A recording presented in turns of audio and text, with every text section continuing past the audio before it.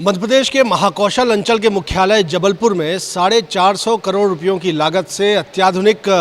Airport तैयार किया जा रहा है और मौजूदा एयरपोर्ट का विस्तारीकरण का काम किया जा रहा है। 450 करोड़ रुपयों से ज़्यादा के फंड से किए जा रहे इस विकास कार्य का लोकार्पण प्रधानमंत्री नरेंद्र मोदी के हाथों होना प्रस्तावित है और माना जा रहा है कि आगामी 1 या 2 माह में पीएम मोदी का जबलपुर का दौरा फाइनल हो सकता है और पीएम मोदी जबलपुर के इस नए एयरपोर्ट का शुरुआत करेंगे, इसका लोकार्पण करेंगे और अत्याधुनिक ये एयरपोर्ट तैयार किया गया है। इस वक्त हम निर्माणाधीन एयरपोर्ट के टर्मिनस बिल्डिंग के भीतर मौजूद हैं और सबसे पहली तस्वीर IBC 24 पर हम आपको दिखा रहे हैं। सबसे पहले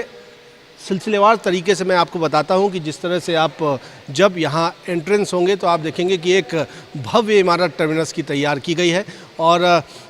जबलपुर के आसपास जिस तरह से पर्यटन के क्षेत्र हैं उनको भी यहाँ पर शोकेस करने की कोशिश की गई है। आप सामने देखेंगे 12 सिंघा की कृति आपको यहाँ नज़र आएगी जो कि मध्य प्रदेश की पहचान है। मध्य प्रदेश में जो प्रचुर वन संपदा है उसकी पहचान है और साथ ही साथ यहाँ पर आपको सुंदर कलाकृतियाँ जो हैं जो जनजातियों की ओर से तैयार की जाती हैं उनकी भी यहाँ पर फ़ोटो दिखेंगे, तस्वीरें दिखेंगी। और जब मुख्य टर्मिनस बिल्डिंग से आप एंट्रेंस होते हैं तो आप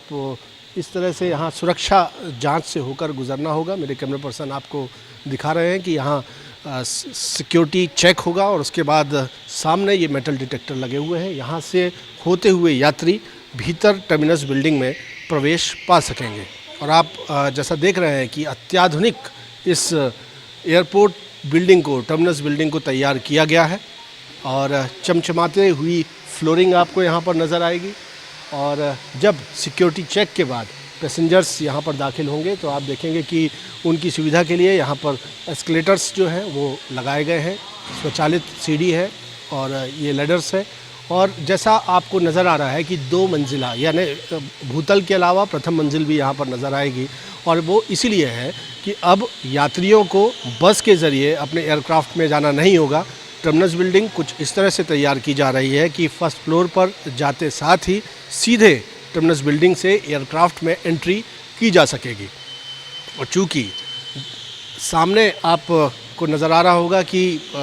ये जनजातीय कलाकृतियों को किस तरह से गोंडी आर्ट को यहाँ पर शोकेस करने की कोशिश की गई है और न सिर्फ